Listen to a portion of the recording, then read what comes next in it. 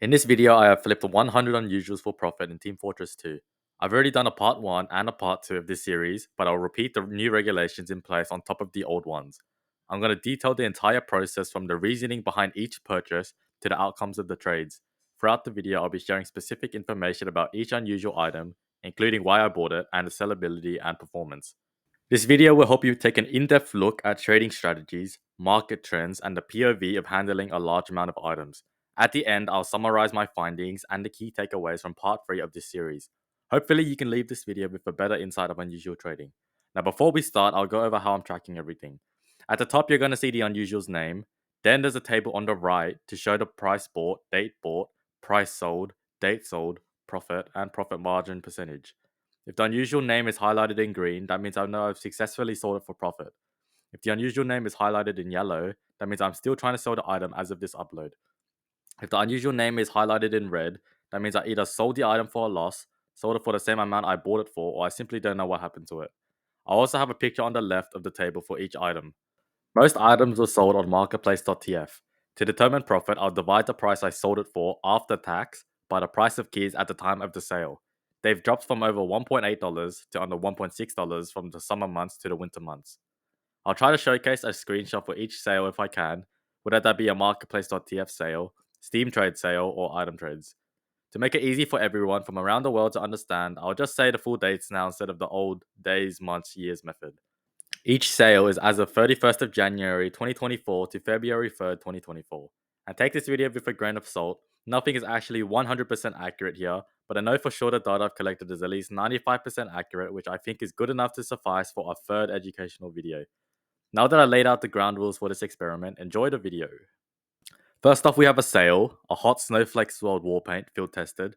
Now I'm going to warn you, there are a lot of war paints in this video. This is due to me adapting to the inflating prices of other items, including unusual hats for when the player count of Team Fortress 2 exploded in July and August. With that massive influx of players, it was difficult to find hats for cheap or other items, so I specialized in war paints, which you will have the results of soon. Anyways, this was a good price as always. Under 25 keys for an unusual war paint is great. The time taken was reasonable and the profit was great. Over 50% profit margin too, which is awesome. The war paint itself is just good, maybe like a 6 out of 10. The second item is a non-sale. Cool Cream Corn War Paint Battle Scarred. Of the three unusual effects, Cool is often the least desired, but it's only a slight difference. This is a pretty bad looking war paint and Battle Scarred doesn't help.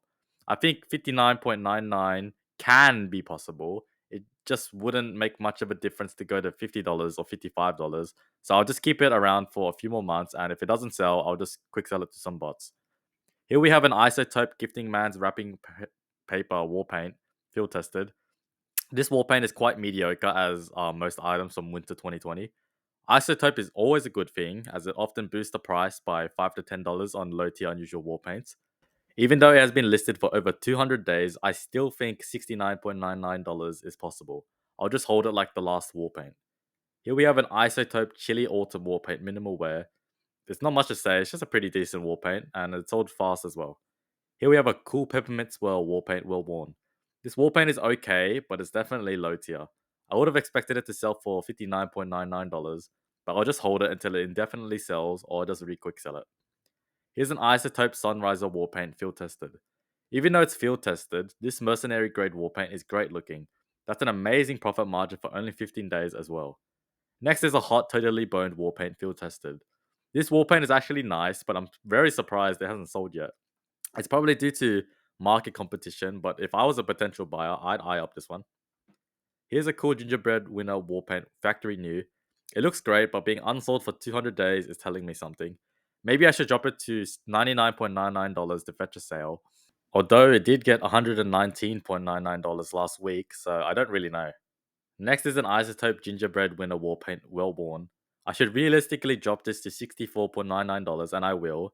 It's a lot of effort to price check all your items, especially when you're a very large scale trader, so it's good that I caught this one.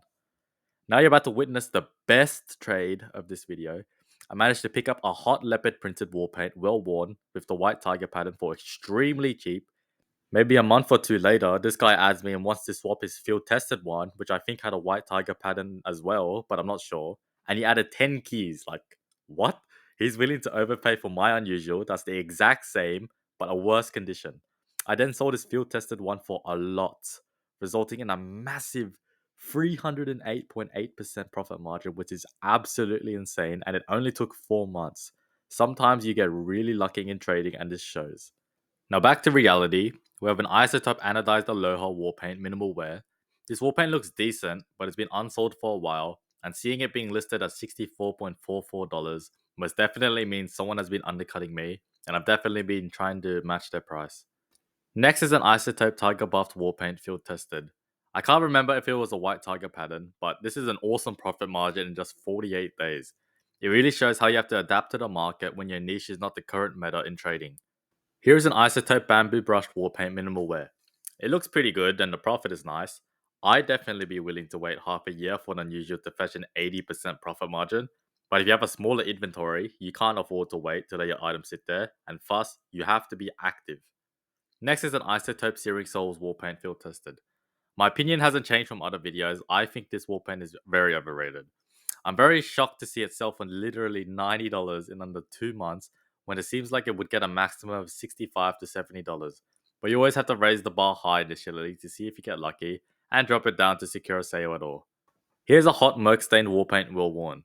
It's a solid looking war paint and the cheap price I bought it for makes up most of the profit. Definitely an above average sale. Next is a cool Health and Hell green war paint well worn. I managed to snipe this for super duper cheap, but unfortunately it hasn't sold yet. Someone actually did add me to offer on either this or field tested one, and I ended up buying the field tested one. I think $59.99 is reasonable, so I guess I'll just let it sit there. Now, here we have a hot bamboo brushed wall paint field tested. It's alright looking, and I got this for extremely cheap as well, but $74.99 is honestly a slight bit high. I drop it down to $64.99, which even then I'll enjoy a nice profit margin. And number 18 is a hot cardboard box wall paint field tested. It's a very bland looking wall paint for sure, but it does get points for being in a more rare collection. It sold extremely fast, which I did not expect, and even in the same cart of another unusual that I was selling, which is even more rare. This really goes to show how many collectors and people with money are out there to buy nice things. Never believe that the world is scarce of these people. Next is a cool chili autumn wall paint well worn. It's very average unusual. It hasn't sold in over a year, but I think that $64.99 is reasonable. Sure, I could drop it down a few dollars, but honestly, that's not gonna help. Now, this item was excellent. A hot Smith Smith Spy Crabs wall paint factory new. I bought this cheap during summer and it sold for extremely high during Christmas.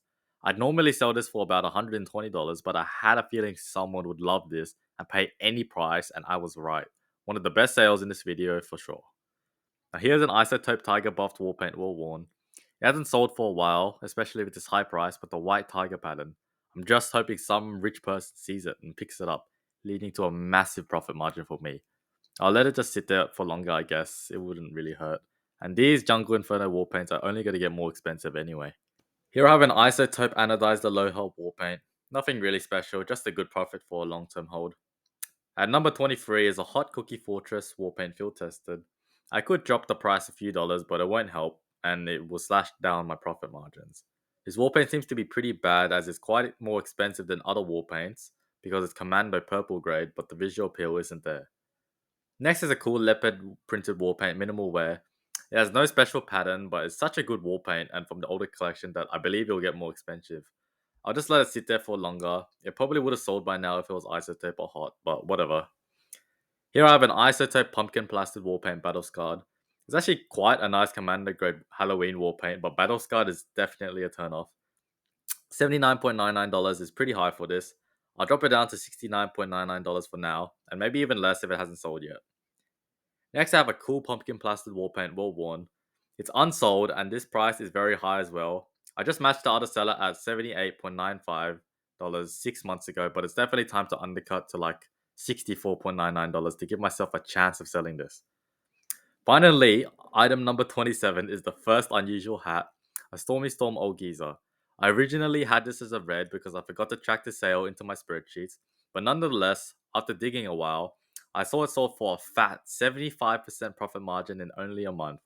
It was obvious a hat like this would inflate, so I picked it up when it seemed cheap. The second unusual hat of this episode, a Green Energy Universal Translator. It was a solid purchase, but a very lucky sale. I believe now there are about two sellers that undercut each other to like $140 or even less when it consistently sold for $150. Next is a Mystical Medley Rackman. Now, I did not expect this to sell for high and fast at all. This was very fluky, and I expect a hat like this to be very hard to sell, especially because of the price. Item number 30 is the first red. I dumped it in bulk, so I have no idea how much I actually got out of it, so I'll just have it listed as a red. I dumped it because taunts are really hard to sell if they're not exceptionally good, and there's a very high likelihood as well of many market competitors, so I just wanted to hop off the market and get my PR. Here's another massive profit. An Isotope secretly serviced wall paint factory new. Someone basically covered the entire cost that I paid for it with slight overpaying keys, and on top of that, an entire free Australian Medigun which sold very fast like most Aussies. I should say that the summer 2023 wall paints were initially very hyped and therefore boosted in price and demand, but it's definitely slowing down now. Next is an Isotope Sasa Perilla Spray wall paint field tested. This wall paint is pretty ugly and $69.99 is honestly very high. I'm gonna instead lower it to $59.99, which is a lot more reasonable here. Here we have an Isotope Smith Spy Crabs wall paint field tested. I know I sold the factory new one for about $180, but if $100 is not serving field tested a sale, I'm lowering the price to $79.99. Next is a cool Hypergon wall paint well worn. It's a very good mercenary wall paint, even in a well worn condition, but $79.99 for cool is definitely too much. I'll lower the listing to $64.99. Next is a hot Warborn wall paint Battle Scarred. Now it's great looking, even in Battle Scarred, but it didn't sell during the hype, and $99.99 is definitely high. I'll lower it down to $79.99. Here I have the cool secretly serviced wall paint minimal wear. It is a very clean wall paint, but the cool unusual effect has oversaturated the market for sure, as it's by far the least popular combo. Someone offered me 40 keys and I just accepted it. Always take profit when you can, especially if you're low on keys. Next I have an Isotope cream corned wall paint field tested. It's pretty decent looking and I was rewarded with a high sale for being patient. Here I have an Isotope bomb carrier wall paint minimal wear, which looks good, but there's a heap of supply. There's no way this is getting $89.99, and there are three other sellers with me, so I'm gonna fairly undercut it to $69.99. Next, I have a hot cream corned wall paint battle scarred. I got it nice and cheap, but someone undercut me a lot on this, so the profit margin is tiny, but I'll still take it. Here's an Isotope gift wrapped wall paint well worn. Isotope is nice, but it's honestly a bad wall paint, and it doesn't sell very easily, so I'm definitely gonna lower the price to $59.99 instead. Here's a hot bomb carrier wall paint field tested. As long as it isn't cool, it will sell high, especially during this time when the hype was still alive somewhat. Next is a cool candy coated wall paint field tested. This is a very low tier wall paint, and I'm gonna have to undercut the other seller and list at $54.99. Sorry, Fish Crimes. Now, I have an Isotope Snow Globalization wall paint well worn. It's low tier, but Isotope is a benefit. I bought it for really cheap, so I might as well just list it at $59.99 to secure my profits. Next, I have a hot Ice Stalker wall paint well worn. It's very bad looking, but someone wanted it. I'll definitely take the smaller profits, especially for the fast sale time. Next, I have a hot Man Nana wall paint minimal wear. For some reason, these just sell so easily on cash websites, but it's difficult to get them cheap. I'll for sure take 8.5 keys profit for under a month sale time though. Here I have a cool mechanized monster wall paint field tested. This wall paint looks so damn good in all wear conditions and should be so much more expensive, but unfortunately people don't see it that way and list it for cheap. I think $119.99 is a bit too high, which sounds like a listing from the update release hype, so I'll just go to $99.99. Next, I have a cool cardboard box wall paint field tested. It's very bland still, and cool doesn't help. I'll just lower it to $64.99 to fetch a sale. Here I have a cool team service wall paint field tested. This looks pretty decent as well as our most summer 2023 wall paints, but the supply is crazy. I have it listed at $59.99, which is definitely fair, but it's still hard to sell still. I'm just gonna have to let it sit there to be honest. Next, I have a hot Totally Boned wall paint battle scarred. It looks alright, but given it hasn't sold in nearly half a year, I'm gonna lower the price down to $59.99. Item number 50 was a huge sale. I picked up a cool quack canvas wall paint minimal wear for very cheap, and even though it took a while to sell, that profit margin is insane. It doesn't even look that nice, but there's so much perceived value attached to this wall paint that it would just sell high. Here I have a cool bomb carrier wall paint field tested. If you've been paying attention, you'll know that these are oversaturated like crazy, so I was lucky to catch a sale, which is a big plus. Next, I have a Starstorm Slumber Noble Nickel Amassment of hats. I paid the full buyout for this because I knew Starstorm Slumber was inflating in price very fast at the time. It hasn't sold yet, but buy orders are currently at like 31 to 32 keys, so my prediction was quite right. I'm sure it will eventually sell this year, hopefully. Here I have a hot cream corn Warpaint field tested. Nothing special here, just a really good quick flip. Next, I have a leopard printed Warpaint Battle Scarred. As it's cool, it's not the easiest thing to sell, nor is the pattern special. I kind of want to leave it at $79.99 since the price of these in general might go up, so I guess I just will. Here I have a cool Team Service Warpaint Battle Scarred. I'm very lucky to sell this for $60 during the hype decline, as the supply is high as you would have imagined.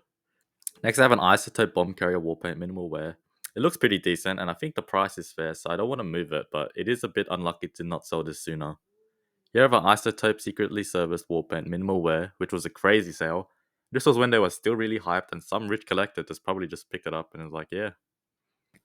Next, I have a cool Warborn Warpaint Minimal Wear, which looks nice and should be more expensive, but my $150 price tag didn't sell during the hype, so I've dropped it down to $119.99 for now. Here I have a Hot Snow Globalization Warpaint field tested. It's not that special, but moving the listing price wouldn't make much of a difference. I'm just gonna let it sit there. Next, I have a cool secretly service Warpaint field tested. I got very lucky to sell this for $100 as these sell for about $70 right now, which goes to show that listing high initially, then lowering is a crucial strategy to use. And yeah, as you can see, the exact same unusual, but it sold for $70 and took double the time. Still a good sale though. Here I have a Gifting Man's Wrapping Paper Warpaint Minimal Wear. It's for sure not getting $79.99, so I have to undercut the other seller and go to $69.99. Next, I have a cool Pacific Peacemaker Warpaint Minimal Wear. I was actually pretty lucky to sell this for that high, considering how much supply there is out there, even though it actually looks pretty good. Here I have a hot secretly serviced Warpaint field tested, selling for a great price very fast. When it comes to selling Warpaints, Hot and Isotope sell a lot better than Cool from my experience, but situationally, that can be different. Next, I have a hot gift wrap Warpaint field tested. $69.99 is so high, so I'm just gonna list it to $59.99. At number 66 is the first green unusual taunt, the Aurora Borealis Obliterated. It was actually a very fast flip, and this taunt is okay, including the effect. At number 67 is a very nice and fast flip with the Viridescent Peeper Hat Out of Hell. These have gone down in price since then, which supports how the hype during the summer months really inflated the price of many items, especially hats. Here I have an Infernal Flames Taunt Bucking Bronco. I forgot to actually put this in my spreadsheet as well, so it literally took me an hour to dig this up from my trade history. Someone commented how the amount of reds were a bit annoying because all I said was I don't know what happened to it. So, anyways, it is a nice effect and good taunt. The best taunts are usually ones that loop and are all class. Next, I have a Boundless Blizzardy taunt Meet the Medic. It was a nice profit. Meet the Medic is a good taunt, and Boundless Blizzardy looks pretty good, but that profit margin is very inflated, so I'll balance it out later. Here I have a Holy Grail taunt Rocket Jockey, which still hasn't sold. The fact that this would sell for literally hundreds of keys in 2016 is wild. Supply from Unusual Fires has really made unusual taunts very hard to sell, yet cheap. Next is an Infernal Grip taunt, the Soviet Strong Arm. It's not very unique and it's very oversaturated. Here I have a Blizzardy Storm Spooky Head Bouncers, which don't look very good, but it's like the hat you get if you want the unusual effect on all the classes. I saw it was very cheap, and I turned it and flipped it for very cheap, but it was a great flip nonetheless. Next is a Terawatt Killer exclusive. I got this for cheap and sold it extremely fast for good profit. Most of the high tier unusual all class hats now, though, are very inflated and hard to sell with many sellers, so I was very lucky to get a sale here. Here is another red with the Blazing Beacon taunt the box strut. I did sell it, but someone undercut me so hard that I actually lost profit. The effect is really cool, but it's again very oversaturated. And always remember, even though the box shot is really cool as a taunt for spy, and you can move around, the box covers most of the unusual effect anyway, that you literally can't see it, so be mindful of that. Next is a Festive Fever taunt pool party. Again, oversupply makes it hard to sell, even though it looks really nice. Here I have another red, a Boundless Blizzard taunt to Soviet Strongarm.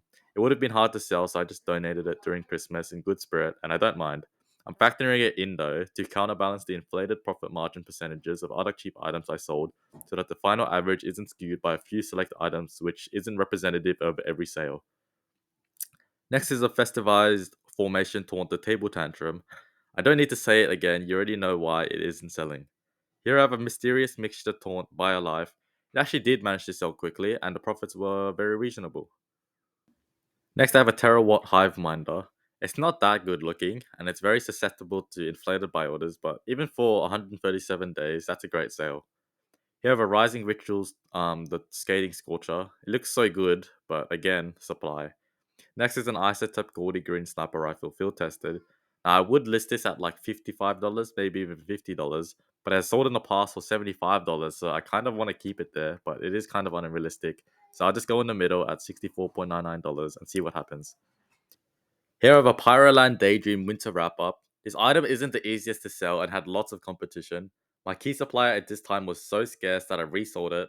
I'm just assuming for the same price in under a month. Next is a Thundering Spirit Taunt Panzer Pants.